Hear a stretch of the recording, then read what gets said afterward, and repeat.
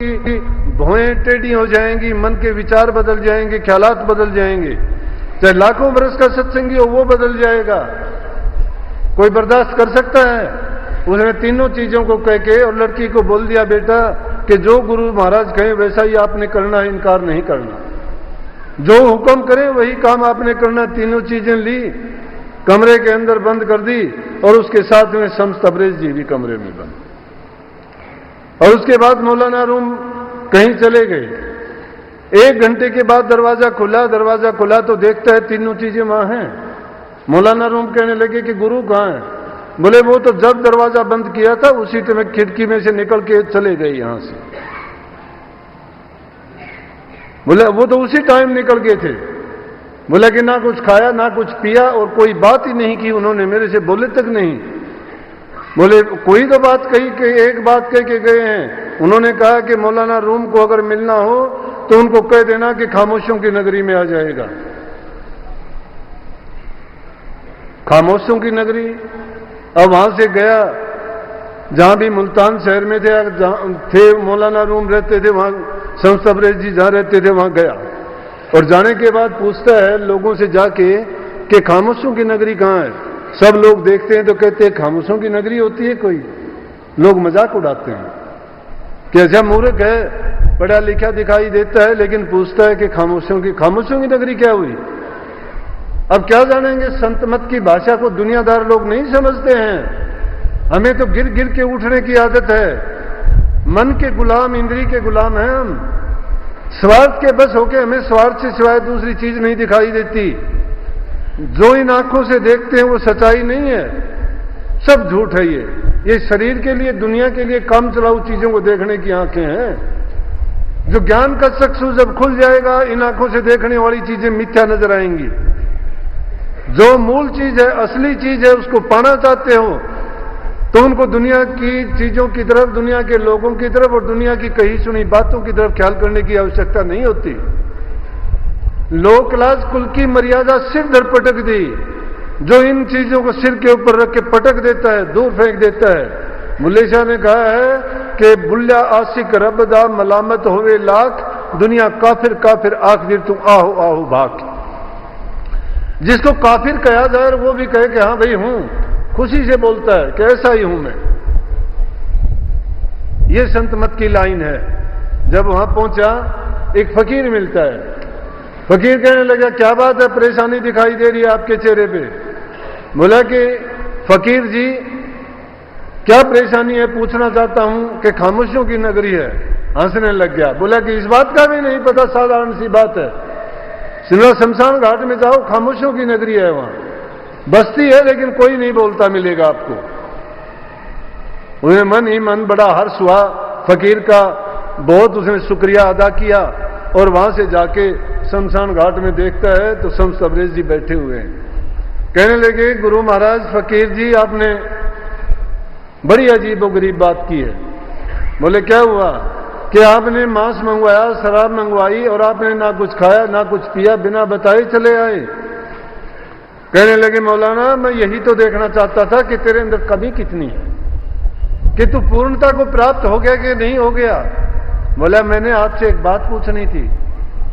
बोले कि क्या बात पूछनी थी? कि जीवित मृतक कैसे हुआ जाता है? बोला ये उसी की एक कड़ी थी। बोला अगर पूछना ही जाता है तो आ तुझे मैं बताता हूं। बोला कि इस खजूर के पेड़ के ऊपर चढ़। 40 फीट ऊंचे खजूर के पेड़ पर मौलाना रूम चढ़ा और चढ़ने के बाद कहता है कि यहां से छलांग लगा दे। अब 40 फुट की ऊंचाई से छलांग लगा देना तो सीधी बात है कि मौत को बुलाना है, मौत को निमंत्रण देना है 40 फुट से। लेकिन अब गुरु का हुक्म इनकार नहीं करता है। 40 फुट से छलांग लगाते वक्त करता था हाय मर गया। और ये कह के जब नीचे की तरफ पड़ता है तो गुरु महाराज उसको अपनी बाहों में रोक के कहते हैं कि ये है जीवित मृतक होना। जीवित मृतक होने का मतलब है कि जब उद्देश्य तुम्हारी आंखों के सामने है मुक्ति का, उद्देश्य तो तुम्हारे सामने है मुक्ति का, लेकिन भरमते फिरते हो संसार में। अरे जिस मरने से जग डरे मेरे हो आनंद, कद मरिए कद पाइए पूर्ण परमानंद। जीवित मृतक हो रहे तजय खलक की आस, समर्थ सतगुरु सिर पर क्या चिंता तो है दास।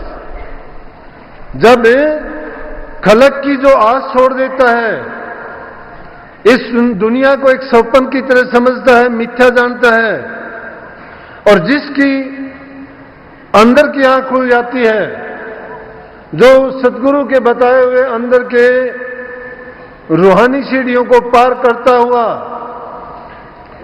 कहीं किसी धुन में मस्त तो किसी मंडल में जाके भिन्न भिन्न प्रकार के नजारे देखने, तो किसी जगह पर जाके तारा मंडल और सूर्य मंडल चंद्रलोक को लांघते हुए त्रिवेणी का स्नान करके 12 सूर्यों का प्रकाश जब ये सूरत देखती है और ऊपर मानसरोवर में जाके जब नहाती है तो काग वृत्ति छूट के हंस वृत्ति हो जाती है। काग का काम होता है दुनिया की चीजों की बुराइयों में गंदी से गंदी चीजों को टटोलते फिरना। हम इंसान हैं, हंस वृत्ति को अपना के जब उस शब्द की डोर को पकड़ के अंदर की चढ़ाई करेंगे, ये दुनियादारी की चीजों की चाह और इनसे झूठी लगी हुई हमारी वासनाएं, तृष्णाएं, आशाएं सब छूट जाएंगी। ये दुनिया का किसी का तन का बल, किसी का धन का बल, किसी का मन का बल या किसी का परिवार कुटुंब का बल, इन बलों को छोड़ के जो एक ही सबसे शक्तिशाली बल है, और वो बल क्या है? परमात्मा का बल। जब उसका आसरा उसकी ओट ले लोगे तब समझो कि आपका जीवन आना सुखी हुआ, और वो रास्ता आपको मिलेगा प्रेम से, त्याग से, तप से, साधना से, परोपकार से, दूसरे की भलाई से। इसीलिए राधा स्वामी मत करनी का मत है। सुनी सुनाई बातों को, किताबों के अध्ययन से, बातों को याद करने से तर्क वितर्क आएगी, बुद्धि की चतुराई बढ़ जाएगी, लेकिन हमें मिलेगा क्या? हम तस से मस नहीं हो सकेंगे। इसीलिए स्वामी जी महाराज की मैं एक ही बात की बात कह रहा हूं। उन्होंने कहा कि सत्संग करत बहुत दिन बीते, अब तो छोड़ पुरानी बाण। पुरानी बाण छोड़ने का मतलब है जो दुनियादारी के काम आप करते हो, वैसे काम तो जीव जंतु पशु पक्षी जितने भी जीव हैं 84 के, सबके सब जो उनके निमित्त है वो काम करते जा रहे हैं। जिस ढंग से खाते हैं, जिस ढंग से जीते हैं, जिस ढंग से इस दुनिया में रहते हैं। अरे इंसान होके आपको तो सत्संग मिला है। सत्य सिर्फ संसार में एक ही चीज है, सार वस्तु है परमात्मा शब्द, जिसके सारे सारे खंड ब्रह्मांड दुनिया, यह आकाश पाताल जितने भी हैं, जितनी पूरियां, जितने भवन, जितने जीव जंतु, जिसके सहारे पे ये रुके हुए ठहरे हुए अपना काम करते हैं, ये उसी के इशारे से, उसी के आश्रय से चलते हैं। अगर हम उसी शब्द को प्राप्त करने के लिए अपना जीवन, अपना समय गुरु की रहनुमाई में रह के लगाएं, तो समझो कि हम सत्संग के आसपास होके कुछ हमने हासिल करने का प्रयास किया। अगर दुनिया में आए और उन्हीं की तरह से हमने किया,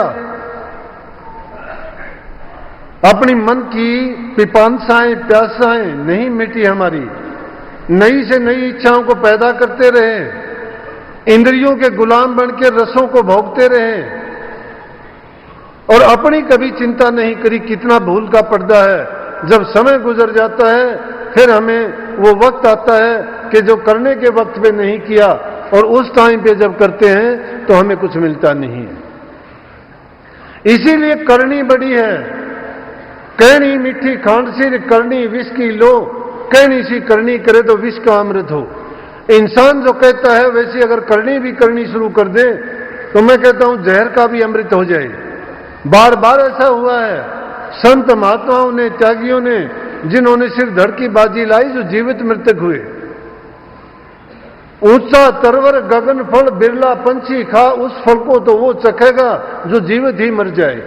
जिसमें इतना दम है, जो जीते जी मर जाना जानता है और इसको समझना जानता है, वो इस गगन मंडल में जो मैंने कहा, इन मंजिलों को पार करता हुआ जो उस फल उस पे लगा हुआ है। बुल हवसी और कपटी जन को नेक न धुनपति आई। अगर बुल हवसी हो, किसी को देख के रीस करते हो, मन में तुम्हारे कपट है, कभी आपको नहीं मिल सकता। लाखों सत्संगों में आओ, लाख दर्शन करो, लाख धन की सेवा करो, लाख तन की सेवा करो, मन को पवित्र करना पड़ेगा। शुद्ध भाव, शुद्ध विचार, शुद्ध कर्म और शुद्ध जब आपका संकल्प हो जाएगा तो वो चीज आपसे बिल्कुल नेड़े है। उस चीज को खोजने की जरूरत नहीं है, वो चीज अपने आप आपको दिखाई देगी।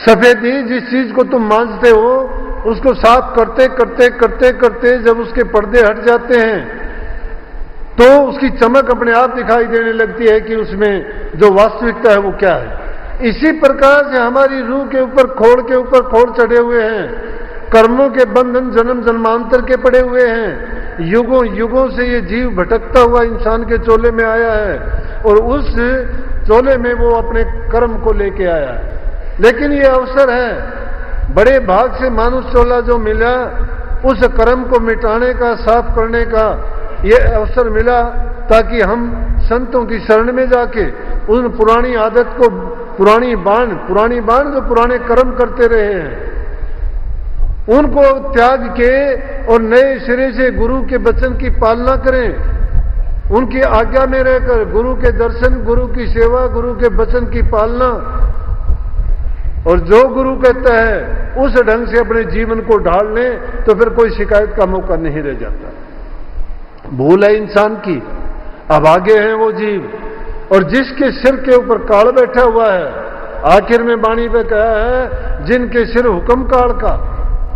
जिनके हुक्म काल का मतलब क्या है कि फिर भी जिनके बुरे कर्म हैं, बुरे कर्म ही काल है। जिस इंसान ने बुरे कर्म करते करते उस बुरे कर्म का जो रूप हो गया है, सिर पर बैठने का मतलब तुम्हारी बुद्धि हर ली है उसने, तुम्हारे विचारों को हर लिया है। बहुत ठग आएंगे, लुटेरे आएंगे, बाहर तो देखोगे तो घर परिवार ठग डाकू चोर लुटेरे चारों तरफ से घेरे हुए हैं, अंदर में जाओगे तो सूक्ष्म दुश्मन पीछे पड़े हुए हैं। बल्कि संतों के सबूत और उनकी प्रमाण लेना चाहो तो अगर त्रिकुटी के स्थान पर भी तुम जाओगे वहां पर भी काल पुरुष की 360 दी हैं, जिसको कबीर साहब ने कहा डाकन साकन बहु किलकारे धर्म किंकर धर्मदूत अहंकार है, सत्य नाम सुन भागे सारे, जब सतगुरु नाम उचारा है कर नैनो दीदार महल में प्यारा है। इस महल के अंदर जब जाओगे ये नहीं सुरक्षित हो, वहां पे भी सूक्ष्म मन और माया की शक्तियां अनेक प्रकार के छल बल करके इस जीव को लूटने को, ठगने को और मार्ग में भटकाने का प्रयास करते ही रहेंगे और ऐसे इस जीव को लूट लेंगे कि ये रास्ते से ही फिर भटक जाएगा, गिरावट आ जाएगी। और जब उनका मौका लगता है और जब जीव को गिरा देते, क्योंकि उनका काम है ये काल देश है, काल देश में उसकी प्रबलता है। हमारे अंदर में भी मन उसका एजेंट काम करता है, वो इंद्रियों के माध्यम से हमारे से अनेक प्रकार के ऐसे काम में हमें छोटे मोटे आनंद देके, सुख देके, शरीर के भोग्य पदार्थ सुलभ करवा के हमें लूटने का प्रयास करते हैं। जो उस प्रलोभन में आ जाता है फिर वो ऐसा गिरता है कि फिर 84 में भटकता है। इस जीव का कल्याण का मार्ग संतों के सिवाय कहीं नहीं है।